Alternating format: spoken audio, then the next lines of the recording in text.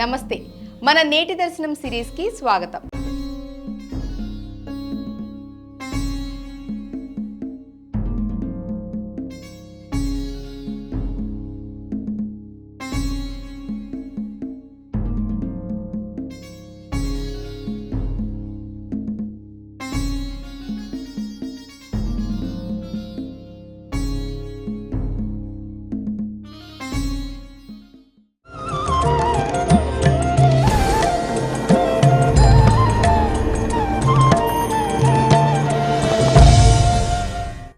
అచ్యుతం కేశవం రామనారాయణం కృష్ణ దామోదరం వాసుదేవం హరి.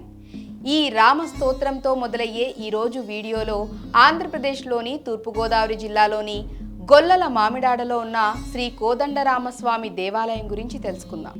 135 సంవత్సరాల చరిత్ర కలిగిన ఈ ఆలయం రామభక్తికి వైష్ణవ సాంప్రదాయానికి నిదర్శనం.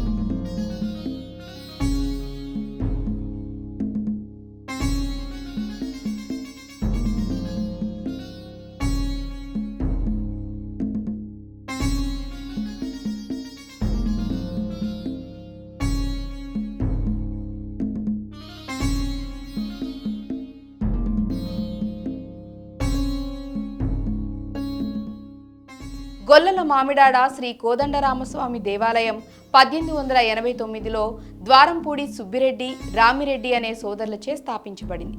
వారు 5 ఎకరాల భూమిని దానం చేసి సీతారాముల చెక్క విగ్రహాలతో ఒక చిన్న ఆలయాన్ని నిర్మించారు.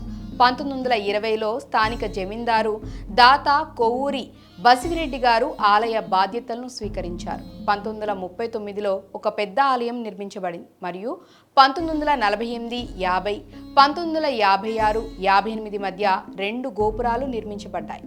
ఈ ఆలయం యొక్క 2 గోపురాలు దాని ప్రత్యేక ఆకర్షణ. తూర్పు గోపురం 160 నుంచి 170 అడుగుల ఎత్తు మరియు పశ్చిమ గోపురం 200 నుంచి 210 అడుగుల ఎత్తు ఉంటుంది. ఈ గోపురాలపై రామాయణం, మహాభారతం, భాగవతం కథల శిల్పాలు చెక్కబడ్డాయి. ఈ ఆలయంలో శ్రీరామనవమి, వైకుంఠ ఏకాదశి పండుగలు ఘనంగా జరుపుకుంటారు. శ్రీరామనవమి సందర్భంగా సీతారామ కళ్యాణం వేలాది మంది భక్తులను ఆకర్షిస్తుంది. దీపావళి, హనుమాన్ జయంతి కూడా ఇక్కడ ఉత్సాహంగా జరుగుతాయి. శ్రీ కోదండరామస్వామి దేవాలయాన్ని సందర్శించాలనుకుంటున్నారా?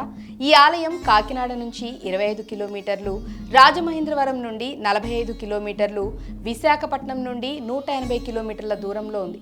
సమీప రైల్వే స్టేషన్ కాకినాడ ఆలయానికి 25 కిలోమీటర్ల దూరంలో ఉంది. రాజమహేంద్రవరం విమానాశ్రయం 45 కిలోమీటర్ల దూరంలో ఉంది. అక్కడ నుండి బస్సు లేదా టాక్సీ సౌకర్యాలు అందుబాటులో ఉన్నాయి. ఆలయ దర్శన సమయాలు ఉదయం 6 గంటల నుంచి 11 గంటల వరకు, సాయంత్రం 5 గంటల నుండి 7 గంటల వరకు. మరిన్ని దేవాలయాల కథల కోసం మా ఛానల్ను సబ్స్క్రైబ్ చేయండి, లైక్ చేయండి మరియు కామెంట్స్లలో మీ అనుభవాలను పంచుకోండి. జై శ్రీరామ్.